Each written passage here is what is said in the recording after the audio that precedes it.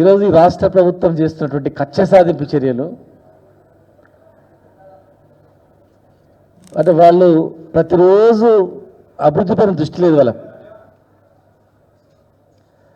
కేసులు, అబద్ధపు హామీలు, నయవంచన, మోసాలు, ఎలక్షన్ మేనిఫెస్టోలు అన్ని తుంగలు దొక్కి కేవలం కేసీఆర్ గారి కుటుంబాన్ని, పార్టీని బదనాం చేసే కార్యక్రమం తప్ప పరిపాలన చేసేటువంటి ఆలోచన లేదు వాళ్ళకు. జనరల్గా ప్రతిపక్షం నుంచి ఏదన్నా విమర్శ వస్తే ఆత్మవిమర్శ చేసుకొని సరి చేసుకోవాలని ప్రయత్నం చేస్తారు, కానీ అక్కడ కనిపిస్తలేదు. ఇలా మాటి మాటికి ఈ కార్ రేసింగ్, అవినీతి. దయచేసి మీ ముందర నేను ఒక స్పోర్ట్స్ మినిస్టర్ కూడా పనిచేసిన కనుక అనేక దేశాల్లో కూడా నేను స్పోర్ట్స్ ఈవెంట్లో కూడా పోయినా కనుక మరి అటు మేము ఈ దేశ ప్రతిష్టను పెంచడానికి చేసినటువంటి ప్రక్రియ ఇది. వాళ్ళు వచ్చిన తర్వాత వాళ్ళు ఏమైనా స్పోర్ట్స్ ఈవెంట్ చేసిందంటే వాళ్ళు అందాల పోటీలు నిర్వహించారు. మేమేమో కార్ రేసింగ్ మేము నిర్వహించినాం మా ప్రభుత్వ హయాంలో. దానికి దీన్ని మీరు పోలిక చూడండి. అవినీతి అసలు ఎక్కడ జరిగింది? ఇచ్చిన డబ్బులన్నీ కూడా డైరెక్ట్గా బ్యాంక్ అకౌంట్లో ఇస్తాం. 40 కోట్ల రూపాయలు వాళ్ళ బ్యాంక్ అకౌంట్లో ఉన్నాయి, డబ్బులు ఉన్నాయి. ఏనాడు కూడా ఈ ప్రభుత్వం ఆ డబ్బులు మాకు వాపస్ చేయండి అని ఒక్క మాట అడగలేదు, ఒక నోటీస్ ఇవ్వలేదు. లేదా ఆ బ్యాంకులో ఉన్నటువంటి అకౌంట్ సీజ్ చేసి ఆ పైసలు వాపస్ ఇవ్వాలని చెప్పి ఒక చట్టపరమైనటువంటి యాక్షన్ కూడా అక్కడ తీసుకోలేదు. కేటీఆర్ గారు దేశ విదేశాల్లో తిరిగిండు, చదివిండు, ఉద్యోగాలు చేసి ఇచ్చిండు కనుక ప్రపంచ స్థాయిలో ఈ తెలంగాణను ఆకర్షించాలంటే, తెలంగాణకు పెట్టుబడి రావాలంటే, రాబోయే తరంలో ఫ్యూచర్ జనరేషన్ మొత్తం కూడా వచ్చేది ఎలక్ట్రికల్ కార్స్. ఎందుకంటే సముద్రంలో పెట్రోలు, డీజిల్ అనేది అంతరించుకుపోతూ ఉంది.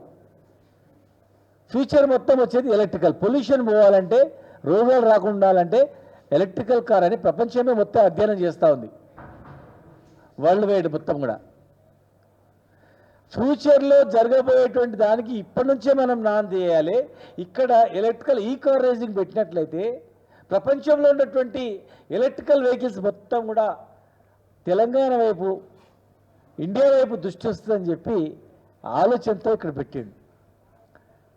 దాదాపు 22 పెద్ద ప్రపంచంలో వరల్డ్ ఫేమస్ బ్రాండ్స్, జాగ్వార్ నుంచి మొదలుకుంటే అనేక రకాలుగా పెద్ద కంపెనీలు అన్నీ కూడా ఆ వాహనాలన్నీ పాల్గొన్నాయి. ప్రపంచ స్థాయిలో కార్ రేసింగ్లో ఉన్నటువంటి స్పోర్ట్స్ మెన్స్ చాలామంది కూడా ఆ పాల్గొనే వాళ్ళందరూ కూడా హైదరాబాద్కు వచ్చారు.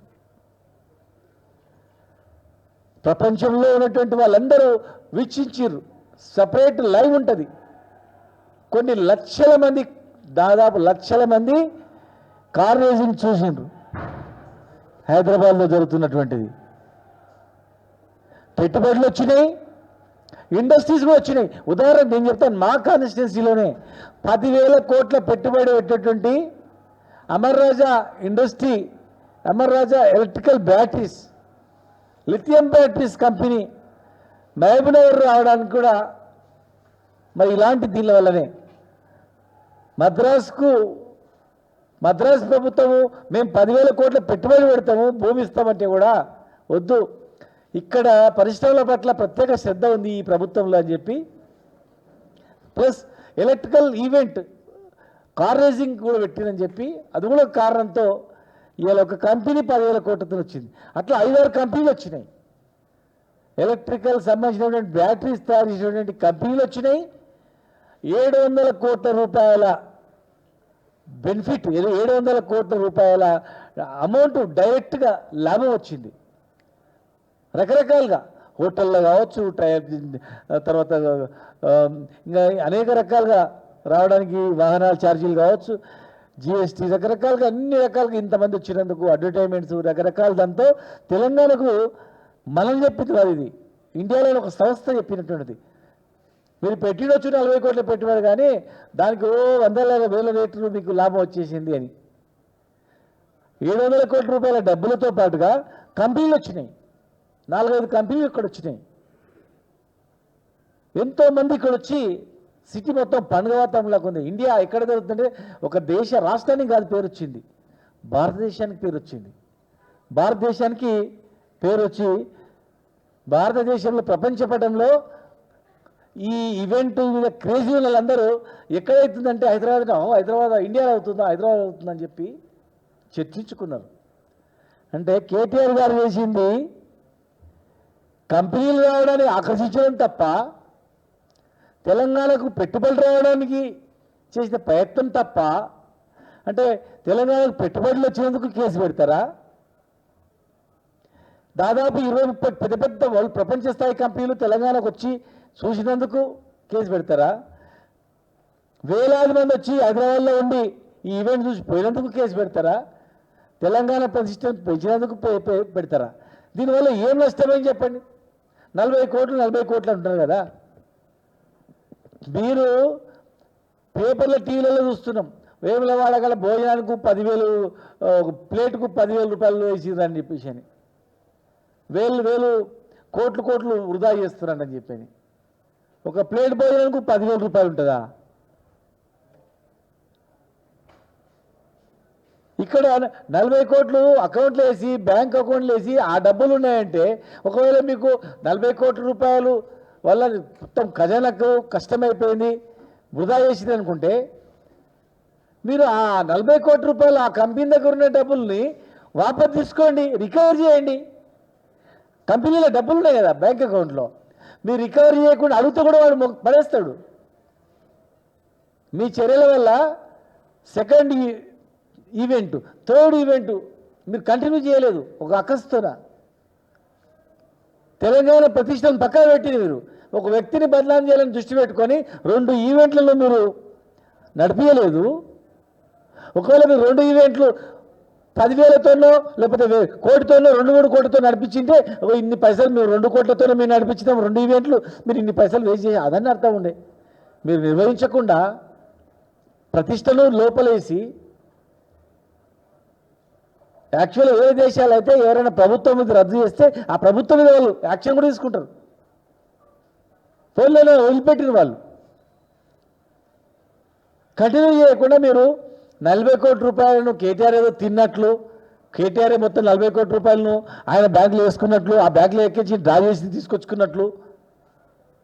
తెలంగాణ ప్రజలారా ఒక్కసారి మీరు ఆలోచన చేయండి, ఎక్కడ పోతుంది రాష్ట్రం? ఈ ప్రభుత్వము దృష్టి పెట్టాల్సింది రైతులపైన, ఈ ప్రభుత్వం దృష్టి పెట్టాల్సింది విద్యార్థులపైన, ఈ ప్రభుత్వం దృష్టి పెట్టాల్సింది బడుగు బలహీన వర్గాలపైన, ఈ ప్రభుత్వం దృష్టి పెట్టాల్సింది విద్యపైన, ఆరోగ్యం పైన. ఈరోజు హాస్పిటళ్లలో పనిచేసే సిబ్బందికి జీతాలు లేవని చెప్పి అడుకతింటున్నారు. ఇవాళ పేపర్లు చూసినాం, ఆయాలు కానీ పనిచేసే వాచ్మెన్లు కానీ ఊడ్చిటోళ్ళు కానీ పారిశుద్ధ్య కార్మికులు కానీ హాస్పిటల్ పనిచేసే వాళ్ళకు జీతాలు లేవని 6 నెలల నుంచి జీతాలు లేవు. మరి 6 నెలలు జీతాలు లేకపోతే క్లీనింగ్ ఎట్లా చేస్తాడు? హాస్పిటల్ శుభ్రపరిత ఎట్లా చేస్తాడు? రోగాలు ఎక్కువ వస్తే హాస్పిటల్లో జాయిన్ అవుతారా? అసలు అపరిశుభ్రంగా ఉంటే హాస్పిటల్లో జాయిన్ అవుతాడా? మీరు దృష్టి పెట్టాల్సిన హాస్పిటళ్ళ పైన, స్కూళ్ళ పైన, రైతుల పైన, రైతు బంధు పైన, ఉద్యోగాల పైన. ఉద్యోగాలు వచ్చేటువంటి అవకాశం ఉన్నటువంటి ఈ రేసింగ్ వల్ల వచ్చే కంపెనీలు పెట్టుబడులు వచ్చే అవకాశం ఉన్నదాన్ని ఉపయోగించుకోకుండా దీని మీద కేసులు పెట్టి ఇంకెన్ని రోజులు మీరు డ్రామాలు ఆడతారు? ఇంకెన్ని రోజులు మీరు ప్రజలను తప్పుదో పట్టిస్తారు? మీరు అందాల పోటీలు నిర్వహించారు. మేము 22 కంపెనీలు దాదాపు ఒక 30,000 దేశాల నుంచి వచ్చారు. ఇన్ని కోట్లు పెట్టుబడి వల్ల మాకు 40 కోట్ల పెట్టుబడి పెడితే ఇన్ని కోట్ల లాభం వచ్చాయని మేము చెప్తున్నాం. మీరు అందాల పోటీల వల్ల ఏమొచ్చింది చెప్పండి? అందాల పోటీల వల్ల ఇక్కడ మహిళలకు ఆత్మగౌరవం పెరిగిందా? అందాల పోటీలు నిర్వహించినందుకు ఇంకా పెద్ద పెద్ద అందగత్తెలు అందరూ హైదరాబాద్కి వచ్చి ఇంకేమైనా ప్రదర్శనలు చేస్తుండ్రా? లేకపోతే వాళ్ళందరూ వచ్చి ఒక యాడ్ ఏజెన్సీలో లేకపోతే ఇంకేదైనా ఒక ఈవెంట్ చేసి ఇన్కమ్ వచ్చేటట్లు మనం చేస్తుండ్రా? మేము 40 కోట్లు ఖర్చు పెట్టాము, 200 కోట్లు ఖర్చు పెట్టింది కదా. 200 కోట్లు ఖర్చు పెట్టి తెలంగాణ పరువు తీసిండ్రు. స్వయాన సోనియా గాంధీ గారికి ప్రపంచంలో ఉన్నటువంటి ఆమె పేరు మ్యాగీ ఆమె స్వయంగా ఫిర్యాదు చేసింది మన సోనియా గాంధీ గారికి. మీరు ఇమ్మీడియట్గా కేసు పెట్టాలా, ఎవరు వేధించారో ఇమ్మీడియట్గా ఆ కేసు పెట్టాలా, ఆ కేసును విచారించాలా. ప్రపంచంలో మన పరువు వేయటట్లు ఇక్కడ వ్యవహరిస్తే ఆడపిల్ల, తెలంగాణ అంటే ఆడపిల్ల సంస్కృతి, ఇక్కడ గౌరవం, ఆడపిల్లకు గౌరవం అనేది భారతదేశంలో ఒక సంస్కృతి, గొప్ప సంస్కృతి ప్రపంచంలో. అందులో ఆడవాళ్ళని గౌరవిస్తారంటే ప్రపంచంలో భారతదేశంలోనే ఎక్కువ, అది ఇంకా తెలంగాణలో ఎక్కువ. అలాంటి తెలంగాణలో మహిళలను అగౌరవపరిచి అసభ్యంగా చేసి ఆమె ఇక్కడి నుంచి వెళ్ళిపోయి కాంప్లైంట్ చేస్తే స్వయంగా మళ్ళా ఎవరికో ప్రధానమంత్రికో లేకపోతే ఇంకెవరు చేయలే, సోనియా గాంధీ గారికి చేసింది ఆమె. మీరు ఒక కేసు పెట్టాల్సింది ఆమెను వేధించిన వాళ్ళపైన. కేసు పెట్టలేదు. ఆమె బయటకు వచ్చి ధైర్యంగా ఆమె చెప్పింది. ఇంకా ఎంతమంది పైన ఏమైందో విచారించాల్సింది దానిపైన. అందాల పోటీలో ఎవరు అసభ్యంగా వివరించిండ్రు, ఎవరు వాళ్ళ పట్ల చులకన చూసిండ్రు, ఎవరిని వాళ్ళని ఒక వేశ్యల మాదిరిగా వాళ్ళని ట్రీట్ చేసిండ్రు, ఇది తెలంగాణకు అవమానకరం. మేము దేశానికి పేరు వచ్చేటట్లు చేసి కార్ రేసింగ్ పెడితే మీరు అందాల పోటీలు చేసిండ్రు. మేము 40 కోట్ల పెట్టుబడి పెడితే మీరు 200 కోట్ల పెట్టుబడి పెట్టిండ్రు. మేము 40 దేశాలను తీసుకొచ్చి ఇక్కడ హోటల్లో ఉండి అక్కడ ఇక్కడ ఉండి చూసి ప్రతిష్ట మేము పెంచితే మీరు అందాల భావాలు వచ్చి వాళ్ళు చూసి వీళ్ళు గురించి వాళ్ళ గురించి పేరు కథం చేస్తుంది. మేము చేసింది ఏంది, మీరు చేసింది ఏంది? మేము నడిగిపట్టున మేము మొత్తం టోటల్గా మేము కారు రేసింగ్ చేస్తే చిన్నపిల్లలు వాళ్ళు ప్రపంచంలో ఉన్నటువంటి వాళ్ళందరూ లైవ్ వాళ్ళు చూస్తే మీరు ఆ అమ్మాయిని బలాయించింది, ఆమెను వేధించింది, ఈమెను చేరట్టుకుంది, ఆమెను సేవ చేసింది, ఆ రకంగా ఆమె వివరించింది, మీరు చేస్తుంది. మేము చేసింది ఏంది, మీరు చేసింది ఏంది? మేము చేసిన వాళ్ళ లాభాలు మేము చెప్తున్నాం. మీరు చెప్పండి, అందాలపాటి నుంచి ఏం లాభాలు చెప్పి ఏం చేసిరండి? మేము కట్టిన బుద్ధవనంకు తీసుకుపోతుంది, మేము కట్టిన మహబూబ్నగర్లో పిల్లల మరి దగ్గర ఉన్నటువంటి ఆర్కియాలజీ మ్యూజియం చూపిస్తుంది, బుద్ధవనం చూపిస్తుంది, యాదాద్రి టెంపుల్ దగ్గర చూపిస్తుంది, సెక్రటరియట్ చూపిస్తుంది, అన్నీ చూపిస్తుంది. ఇక్కడ పక్కలో ఉన్నటువంటి మన కమాండ్ కంట్రోల్ సెంటర్ చూపిస్తుంది. రోజు కమాండ్ కంట్రోల్ సెంటర్లో ఉంటారు, మొత్తం హాయిగా సుఖంగా అనుభవిస్తారు, రాజభోగాలు అల్లనే అనుభవిస్తారు. మళ్ళీ కట్టించుకునే చూస్తే ఉందా? ఏమైనా న్యాయం ఉందా? ఎవరైతే కట్టించిండ్రో, ఎవరైతే చెమట రక్తం కలిగించి దిమాగ్ పెట్టి పైసా పైసా పైసా కూడబెట్టి ఇన్కమ్ పెంచి ఆస్తులు పెంచిండ్రో, లక్షల కోట్ల ఆస్తులు పెంచి ధనాన్ని రెట్టింపు యాడ్ చేస్తే మీరు ఏం చేస్తారు? ₹1 ఉన్న ఎకరాన్ని తుప్పులు పడేస్తారు. 20 లక్షలు కూడా కొనేటోళ్ళు ఇవ్వాలి. అలాగే చిట్టీలు వేసుకొని చిన్న ఎంప్లాయీస్ ఒక ప్లాట్ కొనుక్కుంటే చిన్న ప్లాట్ కొనుక్కొని ఎప్పుడైనా అమ్ముకోవచ్చు, బిడ్డపల్లి కంటే కొనేటోళ్ళు లేడు ఇక ఆపదొస్తే. మీరు దృష్టి పెట్టాల్సింది 42% రిజర్వేషన్, దాని మీద దృష్టి పెట్టాలా? ఎలక్షన్లు వస్తున్నాయని చెప్పి ఎలక్షన్ల ముందర మళ్ళీ ఏదో బొక్కేసి మా పబ్బం నడుపుకోవాలని చూస్తున్నారు. ఇక్కడ ఏమైనా మహిళలకు గౌరవం లేదు, లా అండ్ ఆర్డర్ కంట్రోల్ తప్పిపోయింది, హింస పెరిగిపోయింది, లూటు పెరిగిపోయింది. మీ కాంగ్రెస్ ఎమ్మెల్యేలు ఇవాళ హైకోర్టులో పిటిషన్ వేశారు. 4 ఎమ్మెల్యేలు కాజాగూడలో ఈ భూమి పూర్తిగా చట్టానికి విరుద్ధంగా ఉంది, కలెక్టర్ ఎన్ఓసి ఇచ్చి ఉన్నారు, వేల కోట్ల రూపాయల భూములు కథమైపోతున్నాయని చెప్పి. మీరు దృష్టి పెట్టాల్సింది మీ ఎమ్మెల్యేలు పెట్టిన దానిపైన దృష్టి పెట్టి అది కేసు చేయండి, వాళ్ళ మీద విచారించండి, దాన్ని ఏసీపీగా అప్పగించండి, వాళ్ళ మీద యాక్షన్ తీసుకోండి. ప్రజలు హర్షిస్తారు.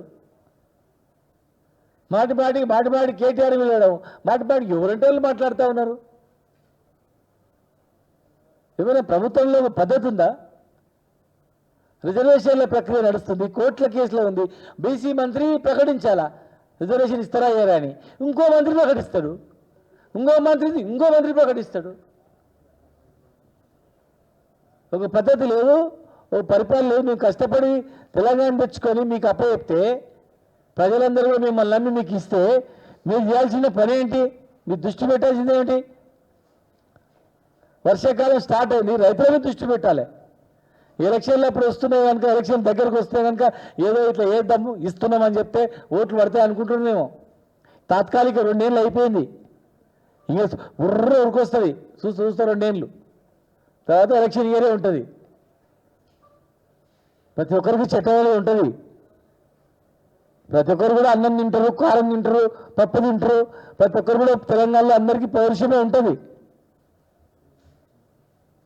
మరీ పూర్తిగా ఈ రకంగా పరిపాలన పక్కకు పడేసి కేసులు పెట్టుకుంటా, మాటి పిలిపించుకుంటా,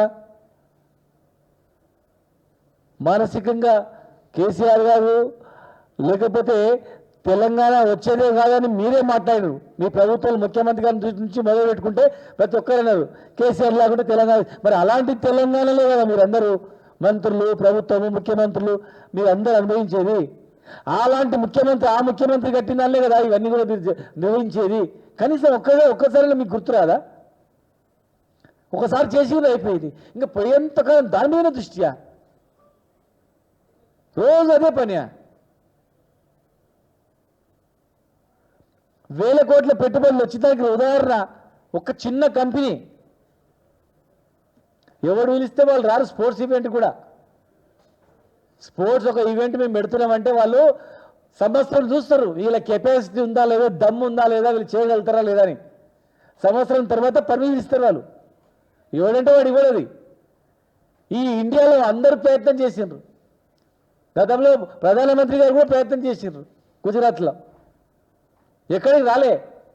ఇక్కడ హైదరాబాద్కు కెపాసిటీ ఉంది, ఇక్కడ ఆ కెపాసిటీలో నాయకులు ఉన్నారని చెప్పి, ముఖ్యమంత్రి ఉన్నారని చెప్పి ఇక్కడ వచ్చింది.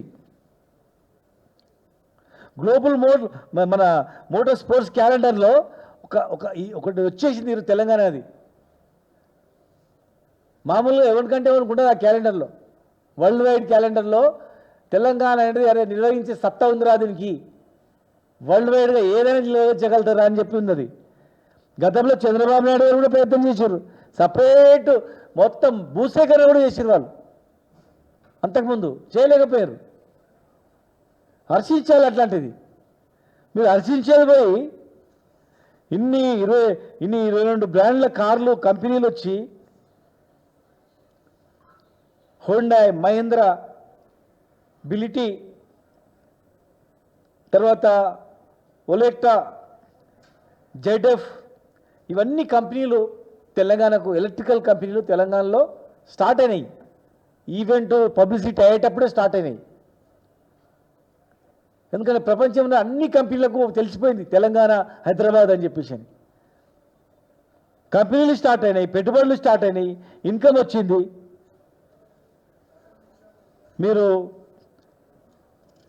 అందాల పోటీలు నిర్వహించి, మా అందాల పోటీలు చాలా ఘనంగా ఉన్నాయి, మీరు పెట్టిన ఈ కార్ రేసింగ్ తప్పు, మేము 200-300 కోట్లు పెట్టి ఇగో ఇంగ్లాండ్ ఆమెని చేయబట్టి గుంజినాం, ఆమె వెళ్ళిపోయింది, ఇగో ఎంత గొప్ప చెప్పింది ఆమె పోయి, ఎంత మంచోళ్ళ వీళ్ళు తెలంగాణలో, ఎంత బాగా చూసుకున్నారా అని చెప్తే మీరు హర్షించాలా, సిగ్గుపడాలా. ఆమె పోయి మనల్ని తిట్టింది, సోనియా గాంధీ కంప్లైంట్ చేసిందంటే కేసు వాళ్ళ మీద పెట్టాలా?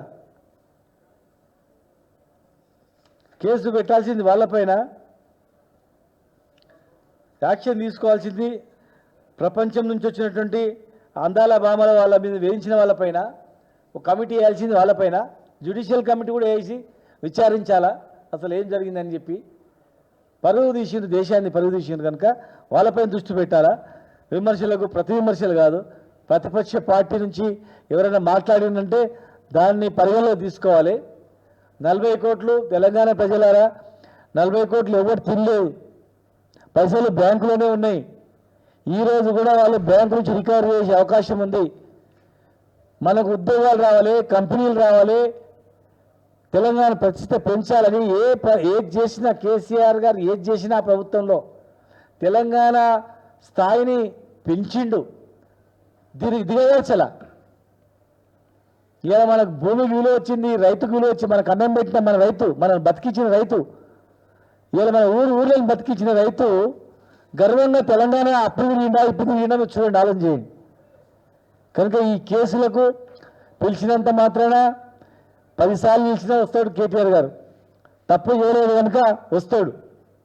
మీరు కావాలని ఇంకా ఎంత వేధించినా దానికి తీవ్ర పరిణామాలు ఉంటాయి. దయచేసి ఇప్పటికైనా జాగ్రత్త, పరిపాలన మీద దృష్టి పెట్టండి. ఏం తెలంగాణ మాకేం కేసులు కొత్త కాదు, జైలు కొత్త కాదు, దెబ్బలు కొత్త కాదు. 14 ఏళ్ళు యునైటెడ్ ఆంధ్రప్రదేశ్లో దెబ్బలు తిన్నాం, వేల మంది సచ్చిండ్రు, సావులలో పోయినాం, కన్నీళ్ళు చూసినాం, కష్టాలు చూసినాం, బాధలు చూసినాం, సావడానికి కూడా సిద్ధమైనాం. కేసీఆర్ గారి నాయకులు తెలంగాణ తెచ్చుకున్నాం.